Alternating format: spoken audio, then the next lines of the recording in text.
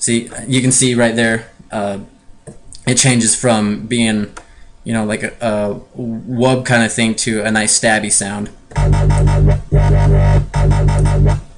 And then I like to use those in my bass lines because I think they sound really cool. Let me go and clear this off because I don't need the vibrato. And what I'm actually going to do now is set my macro knob number 1 right here to switch between the two different filters. So that way all I have to do is turn this knob. You can see macro 1 change right there, and I can just switch through them just turning the knob. Boom, just like that. And I'll show you later on why I like to do it that way, and because I think it really works well. So there we go on those. We have our filter set. We have pretty much everything set on here the way I'm wanting the sound to go. And like I said, you can always play around with it and whatever. Once you get something you like, you know, save it. You know, and you can save it as many times as you want. You can go save as, and that way, in case you change something up, you can go back if you don't like it and make it however. So now we have our basic bass line going like this. Boom. Sounding pretty good, but it still needs a little bit more. You know, it sounds. I like to make my bass lines, you know, have a lot of movement and stuff to them. So now that we're done with massive, we're gonna add some effects to it and sort of mess with it that way. So right here is my effect chain off this. So I'm gonna go ahead and add a chorus effect on there. Maybe move the rate up just a little bit. Kind of play around with these to get them however you want. I don't want too much chorus on there, so I'm actually gonna set it down, you know, quite a bit on there. You know, maybe that much. So you're not really getting too much of this chorus going on, but it's enough to sort of change the sound. So here it is without it. Here it is with it. See, it just kind of, you know, broadens your sound up and makes it sound a little bit better, in my opinion. I always like to add a little bit of chorus on there just to make it so my bass line's not so plain. And oh, whoops. Massive one here. Boom, sounding good. And then, so once I'm done with that, I've got my chorus effect. I'm gonna add another one, and I like to do stuff with, right here I have the frequency shifter.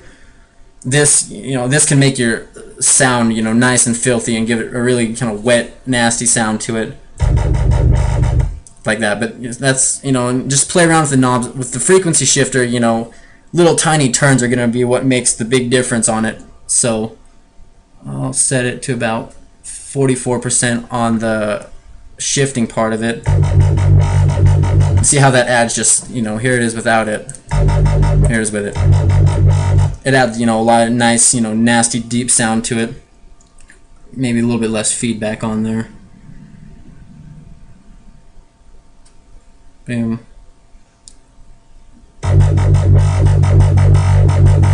Go ahead and turn the stereo down on it. I have it invert on right there, and that just messes with the overall tone. But again, you know, I don't really want too much of this going on, so I'm going to turn the mix on it down. You know, it mix, you know, is the dry wet on it. I'm going to turn it way down on here because, you know, don't need too much of it. Just enough to where you can hear it sort of changing the sound up a little bit. So here it is, just the plain massive.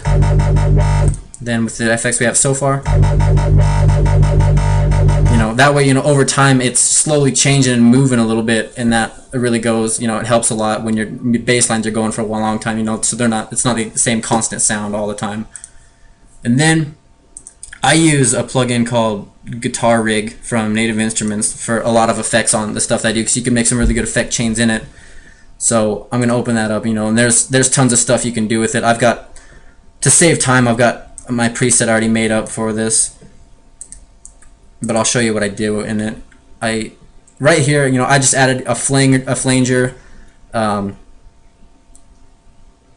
then just pretty much did a lot of EQing on it to mess with the sound, and it really does make a big difference with these EQs. What we got? That's it. So without everything, there's the flanger on it.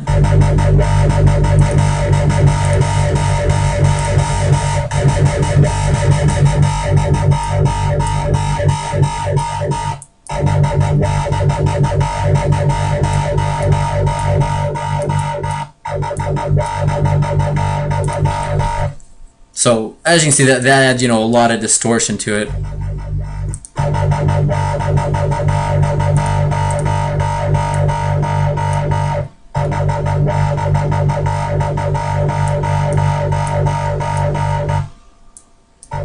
When you're doing stuff too, I'll go ahead and point this out.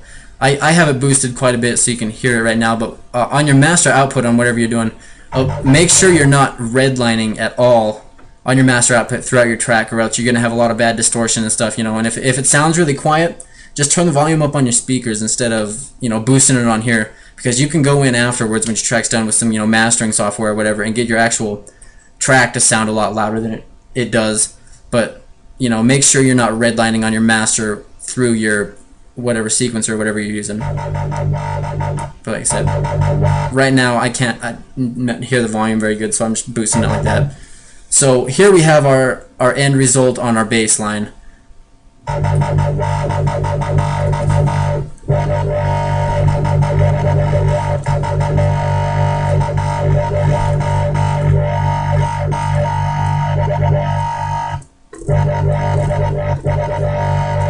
You know, you can go, so these macro knobs are going to come in, you know, handy later on when we're actually doing stuff in the track.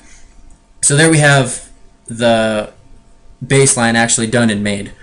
So what I'm going to do is go in, save this preset. I'll just call it tutorial bass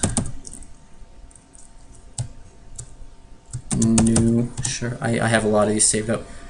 That way, what I'm going to do is, you know, I'm playing that on a pretty low octave, so I'm, you know, you're getting a lot of low end on there. But if you really want to bring your bass out in your song, you know, add an octave above it too, and it really does a lot for the body of it. And you can actually go through and modulate it differently. So we have that instance of massive. And I'm going to open up another one right here. So massive. You probably can't hear that at all. But I'm going to go in and open that bass that I just barely made.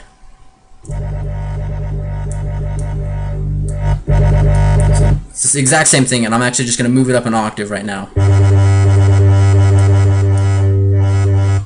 And then we'll go ahead and put, you know, we'll mix these two together when we're done.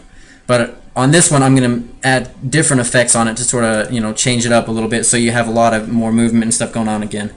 But I'll go ahead and add some frequency shifter on there again, set it to about the same as the other one was.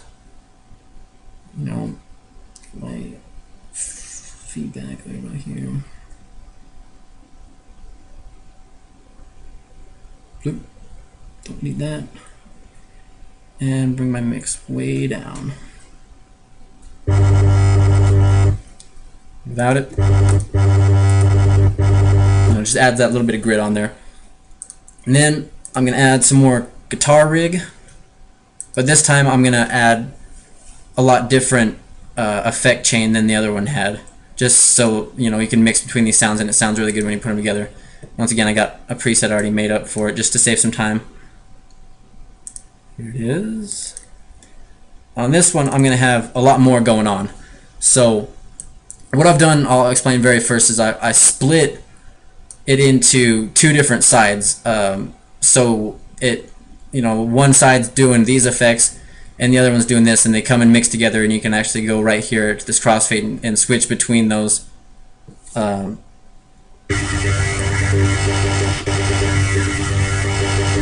See, this changes it up that way quite a bit.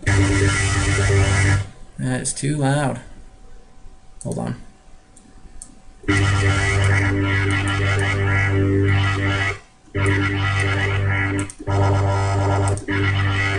Boom. Okay, back in here.